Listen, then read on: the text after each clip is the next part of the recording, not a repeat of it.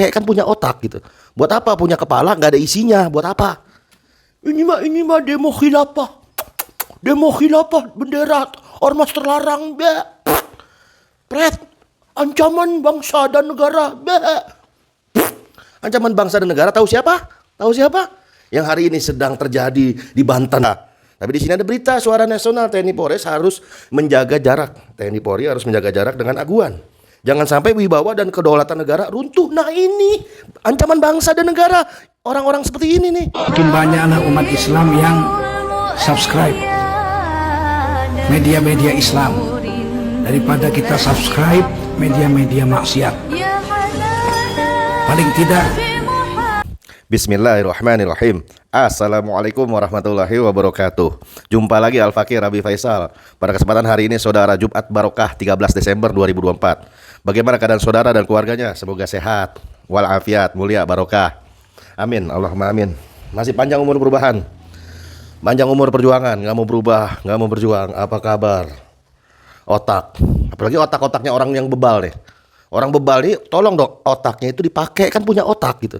Buat apa punya kepala nggak ada isinya? Buat apa? Ini mah demo khilafah. Demo khilafah, bendera ormas terlarang. Pret, ancaman bangsa dan negara. Ancaman bangsa dan negara tahu siapa? Tahu siapa?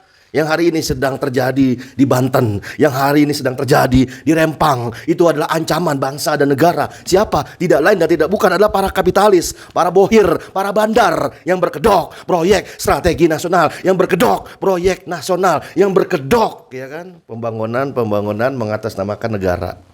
Tuh. Kalau nggak tahu belajar, makanya belajar, bukannya bebal. Segelintir orang bebel, ya kan, menarasikan, memberangus ajaran Islam. Nauzubillah min dzalik. Gimana nanti kalau umat Islam di Palestina, umat Islam di Suriah, umat Islam di Uighur menuntut si orang bebel ini, yang dia ini nggak mau belajar, udah tahu dirinya bodoh, tapi nggak mau belajar. Nauzubillah min dzalik.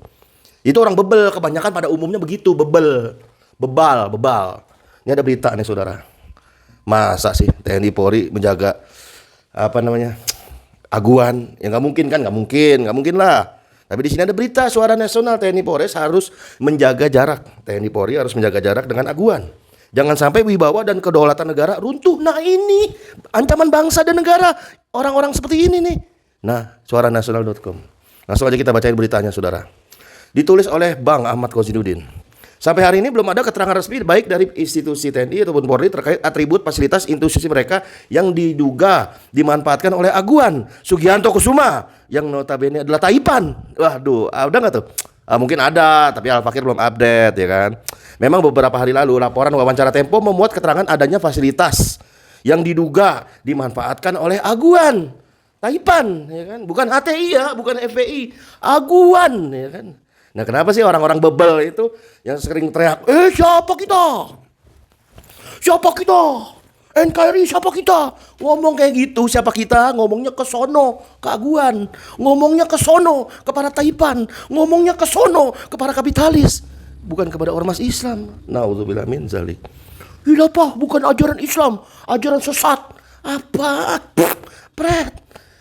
Di Madrasah Aliyah, itu ada di pelajaran SMP, itu ada namanya buku fikih Islam Sulaiman Rasid.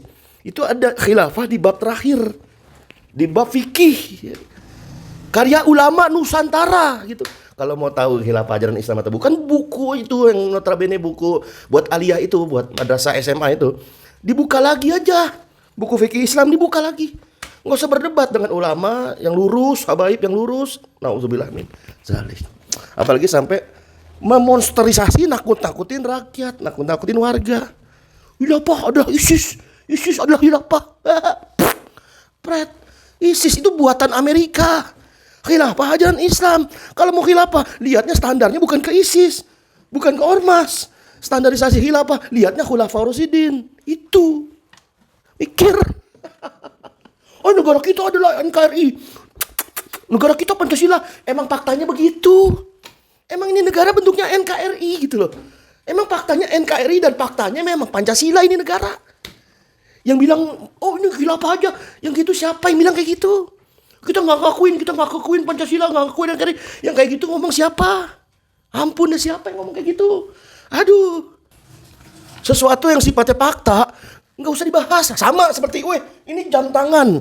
Ini jam tangan, faktanya emang jam tangan gitu loh. Ini jendela. Ini tembok. Ini tembok. Faktanya emang tembok gitu loh. Nggak mungkin jadi kue. Ya kan, nggak mungkin ini pintu dikunyah. Ini nggak mungkin. Emang faktanya pintu.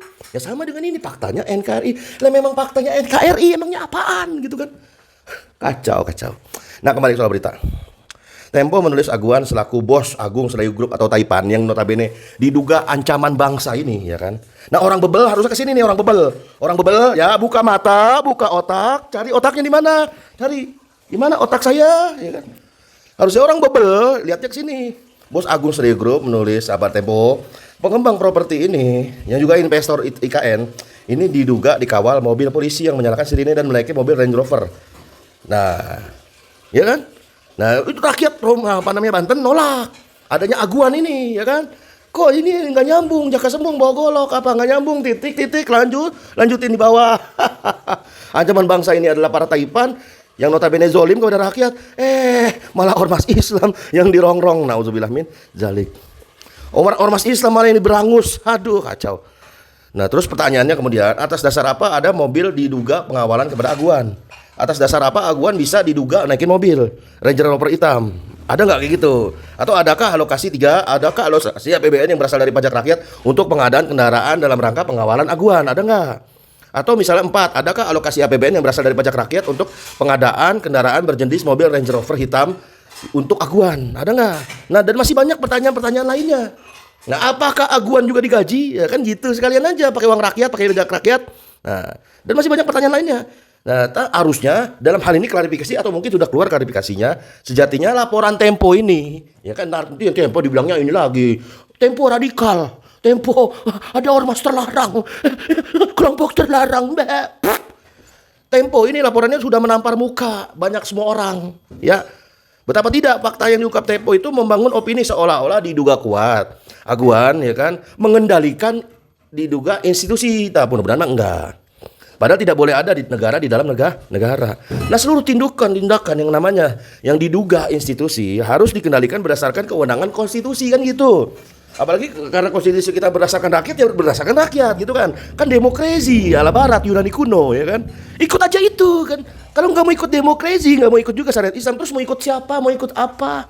Mau ikut Taipan, mau ikut Bandar, mau ikut Bohir. Disinilah letaknya otak. Sudah saatnya, yuk kita mikir gitu kan. Karena mikir itu gratis, ya kan. Jadi kalau kita mikir tahu mana musuh, mana kawan, mana lawan. Mana musuh yang harus dimusuhi, yang harus dibenci, dan mana ulama yang notabene memang mengadakan yang namanya perbaikan dan memberikan solusi bagi bangsa dan negara ini. Allahu Akbar. Wassalamualaikum warahmatullahi wabarakatuh.